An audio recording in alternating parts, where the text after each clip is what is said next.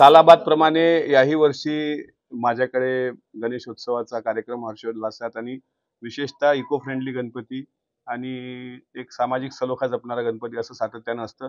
सर्व धर्म समभाव जपणारा आमचा गणपती आहे.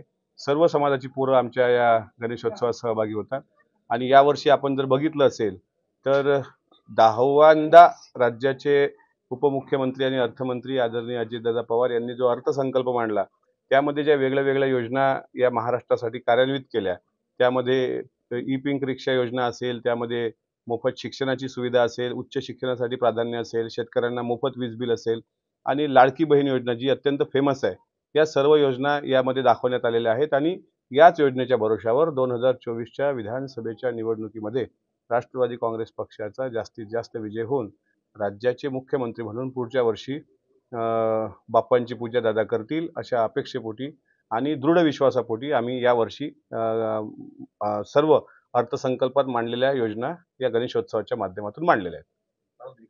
योजना मांडलेल्या आहेत. विधानसभा डोळ्यापुढे ठेवून हा देखावा आहे का?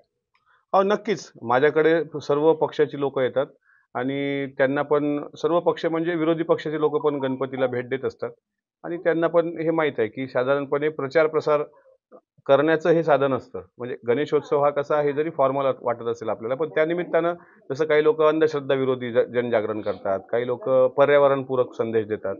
तर आम्ही त्यामध्ये सरकारच्या योजना आणि त्या भरोश्यावर 2024चे मुख्यमंत्री अजितदादा.